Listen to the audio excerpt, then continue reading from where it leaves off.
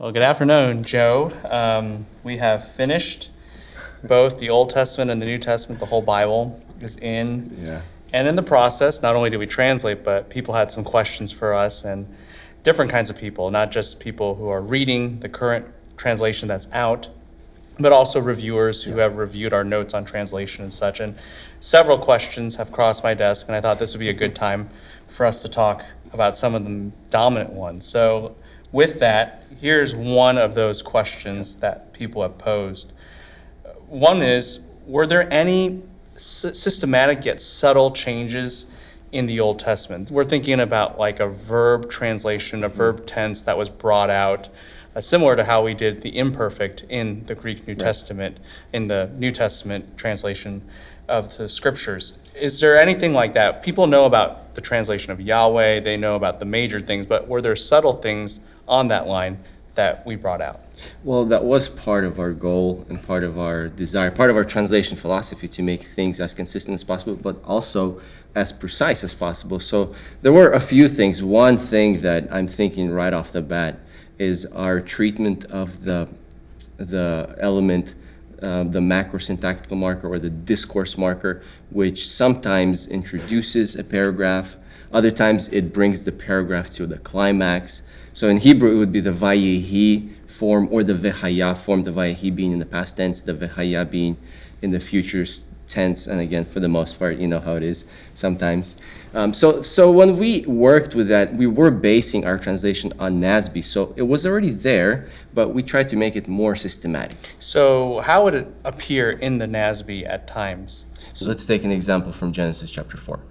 This is where Cain kills Abel, and then God appears to Cain. God speaks to Cain, and he says to him, "Where's your brother?" And so in that conversation, God says to Cain that he's going to send him out, and he's going to cast him out.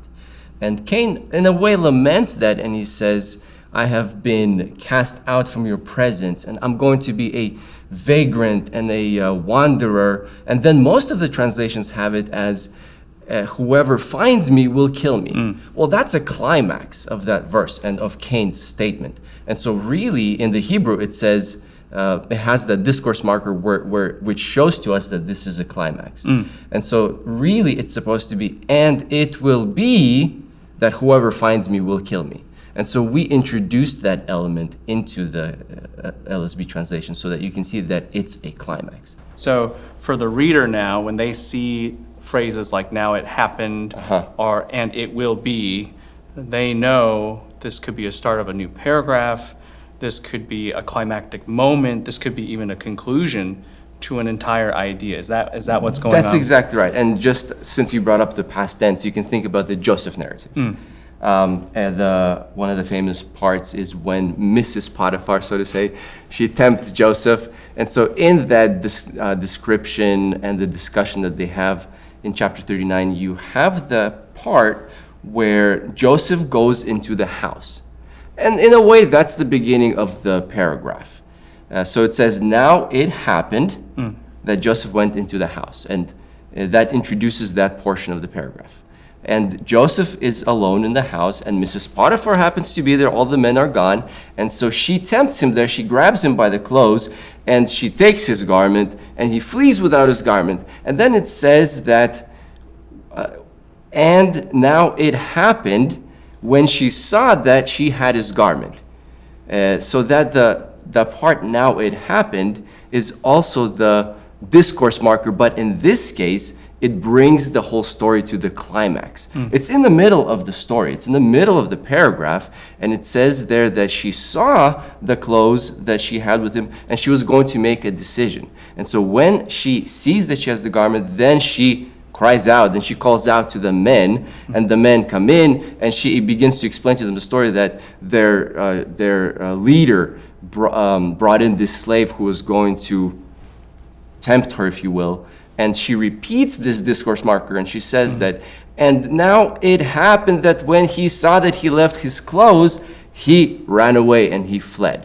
So the Hebrew uses this marker, "now it happened," to introduce a paragraph, or it uses this discourse marker to bring the story to a climax, to show that this is the central point, or this is the peak of the narrative where something very important happens. And so she does this. And it happens actually throughout Genesis 39, so that you see where the paragraph begins and where it climaxes. And so we did that throughout the Old Testament, just making sure that it's visible, making sure that it's clear, so that the readers can take note of it. And again, this is building on what Nasby had already been doing. We just made it more systematic. So when you read the Hebrew Bible, you look for those discourse markers. You look for those narrative markers in the Vayikol and such. Is that right? That's exactly right. You see those, you take note of them, and you actually see what are they doing. And one of our philosophies of translation, or parts of the philosophy, was to make sure that if it's in the Hebrew text and we can bring it into the English text and it makes sense,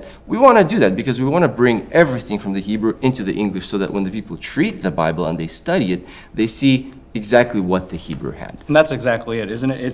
It's so that when they see the English, it's as if they're like you when you see the Hebrew. It's a parallel kind of experience. Yeah, and this goes back to the analogy that we've been using, looking at it through the window. That's really helpful. And now when people see those words, they know the significance, the role, the important role that they play as the author, inspired by God, writes it all down. Yeah, exactly. Really, really good. Here's another question, and I think this one's addressed to me. People wonder about the translation of Chesed. They say, can you change it? Can you change it to something else? And they have all kinds of suggestions about it. I get a lot of these. And the question is why, as already the New Testament Psalms and Proverbs has indicated, why keep it as loving kindness? Why retain that? And I think our answer, as we discussed it, was that there is a tradition behind this word. It goes back to some of the oldest English translations, and there's something to be said for connecting what we have today with things back in the day, with those who have preceded us. It demonstrates that the faith, once and for all delivered to the saints, is exactly that. It is what we have is what they had. What they had is what we have. We do not have a different doctrine. We do not have a different scripture. Our scripture is the same.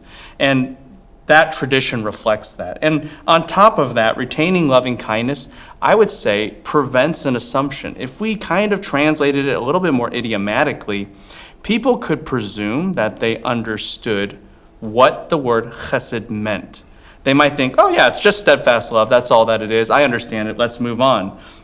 But there's a bigger story to that word chesed. There's a bigger story to the word loving kindness. In fact, Halot, the major dictionaries, don't emphasize love in that term as much as they emphasize loyalty.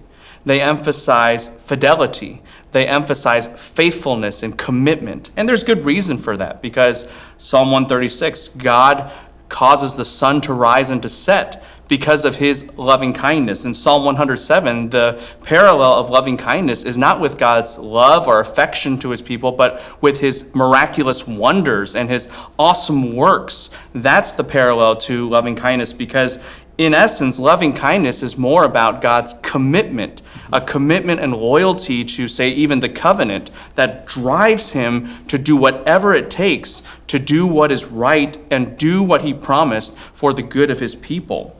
And this flows even into the New Testament, because the New Testament authors sometimes translate chesed as grace. God is full of loving kindness and truth in the Old Testament, and in the New Testament, Jesus is full of grace and truth. Well, we know grace is not the same thing as love. Grace is something distinct from love, and it reflects God's intervention, his irresistible grace in our lives. And in the same manner, chesed is God's ultimate commitment, and thereby his driving omnipotent power to do what is best for us. And that is packaged in this one word. And I think sometimes when we just translate it in a sensible way, people won't dig deeper. And so retaining the word loving kindness is very, very useful in this way. And along that line, sometimes because of translating with multiple words, you can run into a conundrum, translationally speaking. In Isaiah 55, it talks about the great and steadfast love shown to David. Well, it's not great and steadfast love, it's just great loving kindness, abundant loving kindness. But because if you use multiple terms to describe this one word, you're going to have to fiddle a little bit with how it is described and modified, which causes a shift in emphasis and maybe a misunderstanding what's going on in the original language. So there's this kind of cascading effect that happens when sometimes we deviate from word for word. Yeah, and plus, the word loving kindness as a translation of chesed is a good translation. Yeah. And so we're retaining that to affirm the translation that NASB has because it is a good translation. Yeah. So those are some of the reasons behind loving kindness therein. And the traditional way to go about it has actually a lot of advantages. And ultimately, it just reminds us we shouldn't take words for granted. Yep.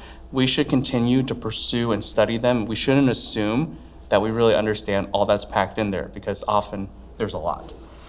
Speaking of words and the importance of words, another question that has crossed my desk is, why did you guys change Song of Solomon to Song of Songs? There's a funny story, and not a funny story, a good story, I like it, behind this. And that is that in Old Testament survey, I teach a lot of students at the Master's University, and I talk about how the opening of the book of the Song of Songs in Hebrew is Song of Songs, and not Song of Solomon. Do we believe Solomon wrote it? Amen, because the text says so. Exactly. And Solomon said that when I wrote it, the title is Song of Songs.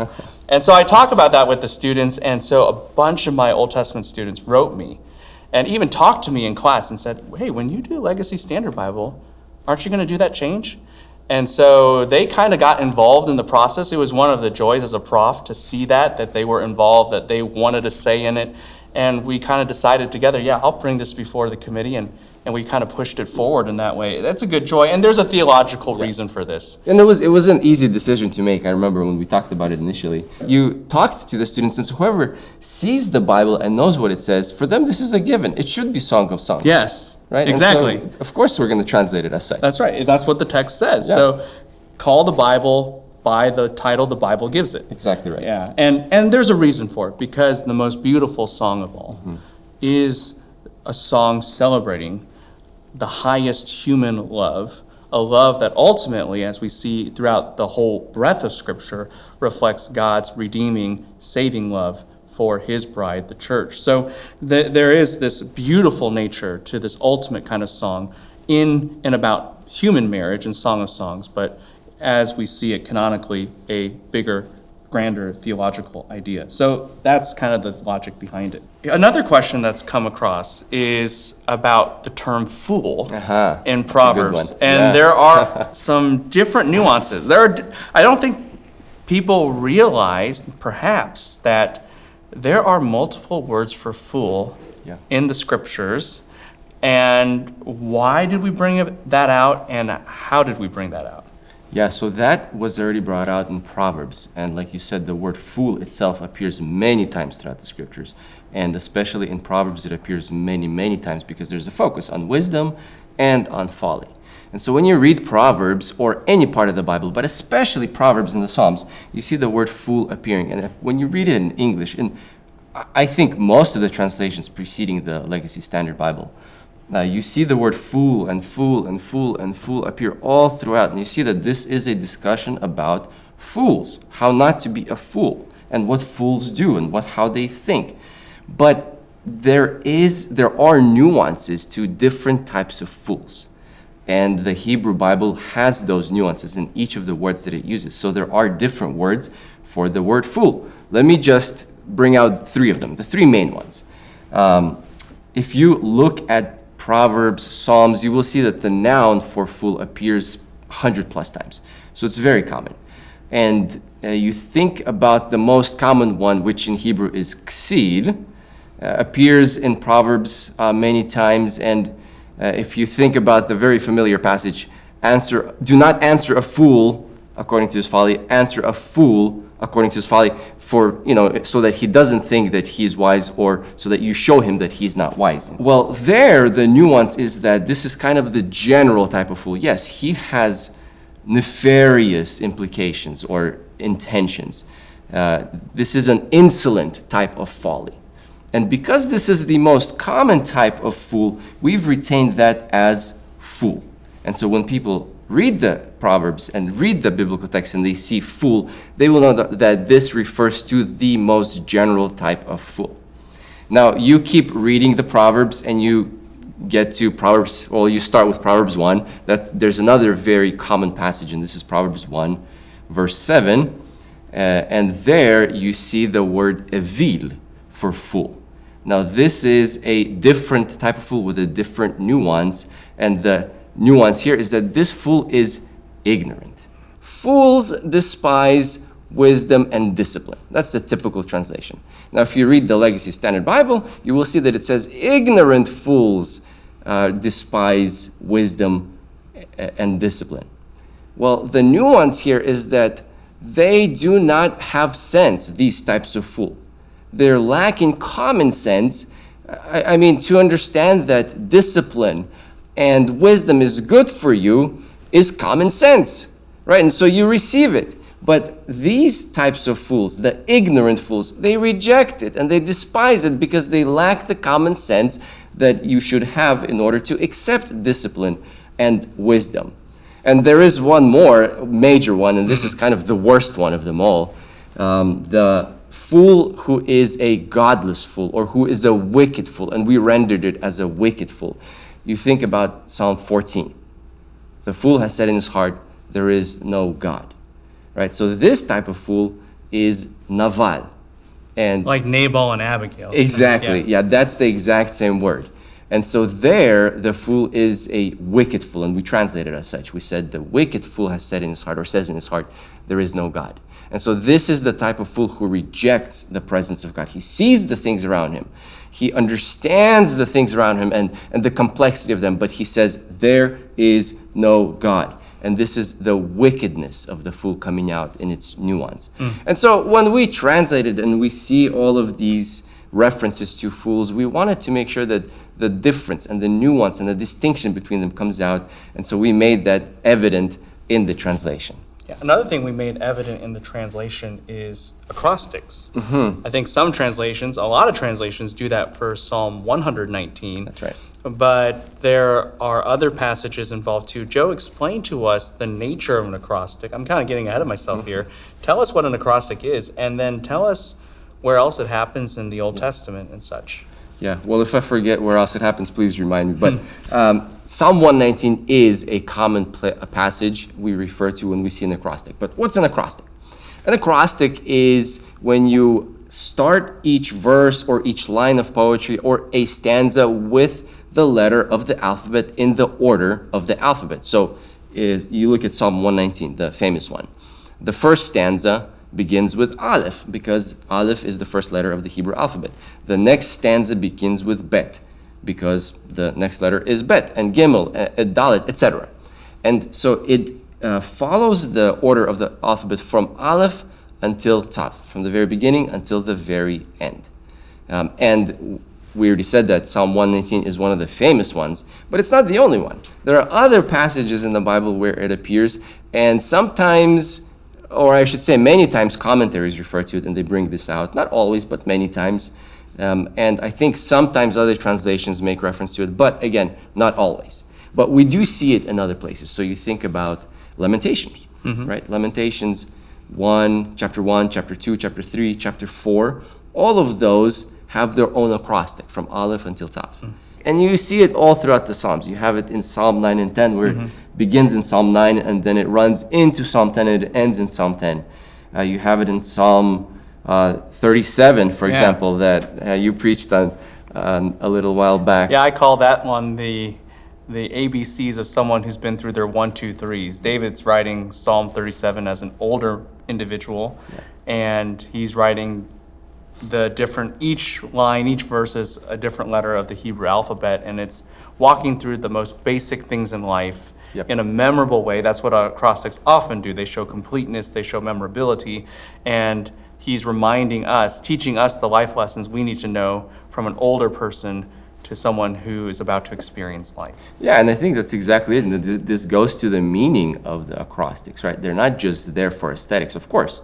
They bring beauty to the psalm or to the poem. But there's much more. There's exegesis. There's theology behind it. And I think that this actually goes to a question that maybe taken for granted sometimes, that the acrostic is there because the author of the biblical text intended it for it to be there. And if the author intended it for it to be there, then it's inspired because God used the author to write the biblical text. And I think that we're going to have a section somewhere in the introduction where it's called Acrostics and Authorial Intent, right? Because we want to explain that this is not just there by accident, it's actually there because the authors intended, so that we get the theology from the acrostic as well.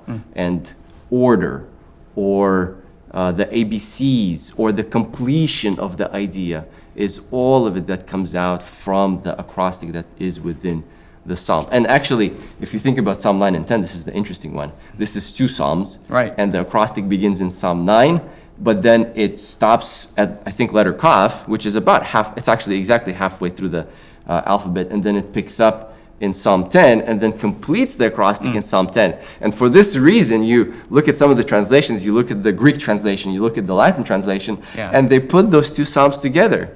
Because of the acrostic, there's other things, of course, there's theme and ideas within the 2 psalms, so they bring them together, but that's what the acrostic does. It shows completion. It shows a step-by-step instruction of how to fulfill something, and you preached on this in Psalm 37, as you said, and it was, this is something that helps us interpret the biblical text as well.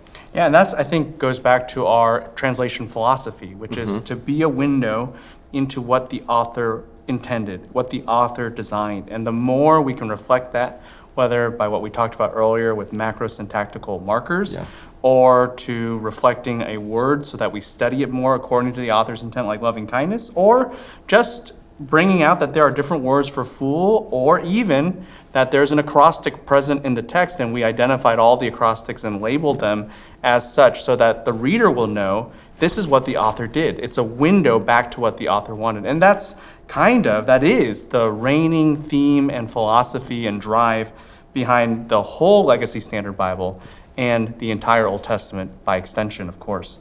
And so thanks, Joe, for this time. Thanks for answering some questions with me, and I hope it's been very edifying for you.